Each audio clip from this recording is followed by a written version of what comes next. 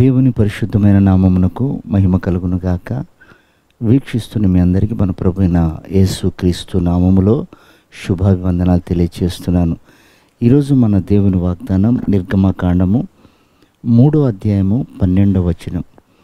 నిశ్చయముగా నేను నీకు తోడై ఉందును. ప్రియమైన దేవుని బిడ్డలారా, ఇశ్రాయేలు ప్రజల యొక్క రోదన, బాధ, వారు ఐగుప్తులో పడుతున్నటువంటి సమస్యలన్నిటిని కూడా ప్రభు చూశాడట. చూసి మౌనంగా లేడు. ఆయన ఏం చేస్తున్నాడంటే, వారిని అక్కడి నుంచి విడిపించుటకు ఒక దూతను పంపంటాడు. మోషే, ఆ ప్రజలను విడిపించటానికి నిన్ను పంపుతున్నాను. నిశ్చయంగా నీకు నా సన్నిధి తోడై ఉంటుంది, కాబట్టి వారిని విడిపించి తీసుకురా అని చెప్పాడు. ప్రియమైనటువంటి దేవుని బిడ్డలారా, ఈ రోజున ఒక అద్భుతమైన సత్యాన్ని మనం గ్రహిద్దాం. ఆనాడు ఇశ్రాయేలు ప్రజలు ఐగుప్తులో ఉన్నప్పుడు దేవుడు చూశాడు. అలాగే ఈ రోజున నీ బాధ, నీ దుఃఖము, నీ సమస్య అన్నీ దేవుడు చూస్తున్నాడు. నిన్ను అనేకులు అంటున్న మాటలు దేవుడు వింటున్నాడు. అయితే నీవున్న పరిస్థితిని బట్టి ఆయన తెలుసుకుంటున్నాడు నువ్వేమిటో. అదే మాట బైబిల్లో ఎంత చక్కగా రాయబడిందంటే, నీ విషయమై ఆయన చింతిస్తున్నాడట. నీ విషయమై ఆయన చింతిస్తున్నాడు కనుక నీ చింత యావత్తు తనపైన వేయమన్నాడు.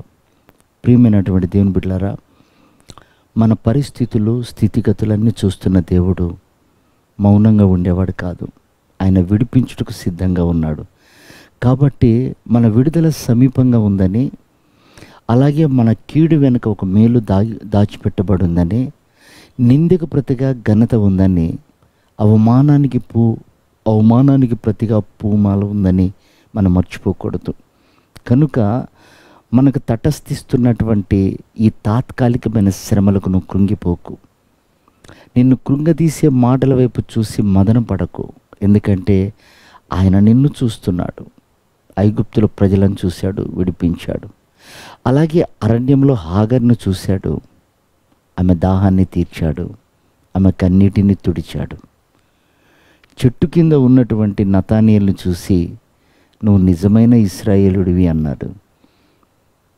అతడిలో ఉన్న చింత కలవరాన్ని తొలగించి అతన్ని ఒక యథార్థవంతునిగా దేవుడు చూశాడు. చుట్టుపక్కల ఉన్నటువంటి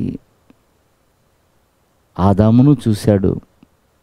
అతడికి కచ్చడములను కుట్టించి ఇచ్చాడు.